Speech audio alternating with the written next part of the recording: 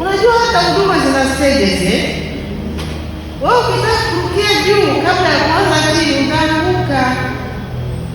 Kila kitu kinaenda stage kwa stage. Watoto hata wanapozaliwa hawezi akaamka toka hata kutembea.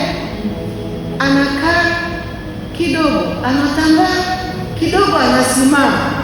Na akianza kutembea anaanguka. Kweli sio mchezo. Titi chini anaanguka. Hatua hizo zipo hata katika utumishi.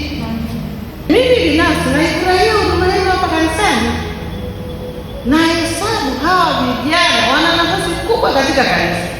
Je, kama mimi kama binadamu naweza kuona kazi yenu, naweza kuona utumishi wenu, je, Mungu si zaidi?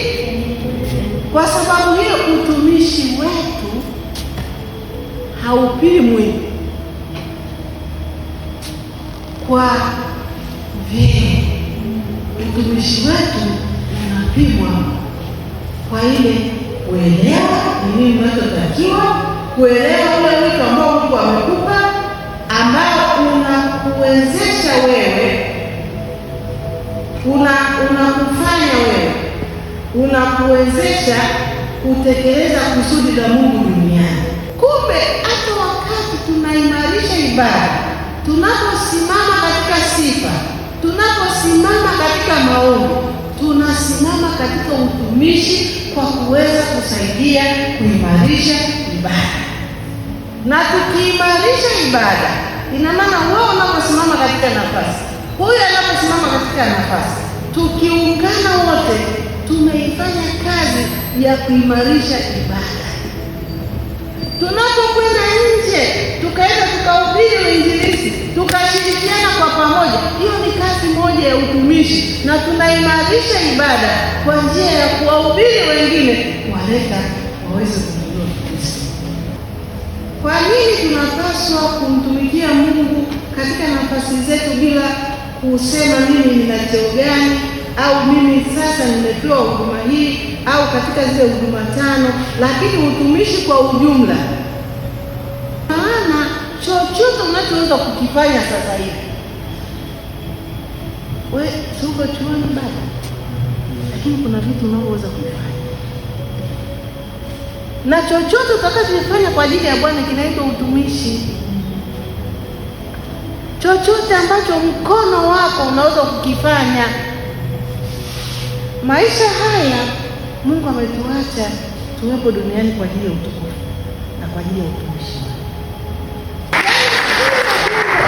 Kiweka ndani mwako kifuate. Utumishi wapendwa uko ndani ya moyo, umepandwa humu. Na ukimpenda Yesu kweli kweli, lazima una huduma. Bwana Yesu aliwaambia wanafunzi wasitoke Yerusalemu mpaka watakapomjua Mungu. Sasa kama walipaswa wasubiri wapate ya kufanya nini? Halo, Roho Mtakatifu ndiye nani wa kufanya nini? Tunashangaa tulikuwa kwenye kitanda, tumejifunika. Sasa tumepewa Roho Mtakatifu wa nini? Tunaambiwa mtapokea nguvu akisha kuajilia juu yenu Roho Mtakatifu, nani mtakuwa shahidi wangu.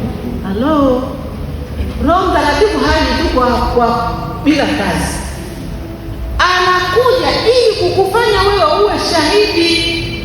Kwa hiyo kitu cha kwanza, wokovu, Mungu anataka kukuvuta umjue Kristo. Ukishamjua Kristo, anakwambia subiri.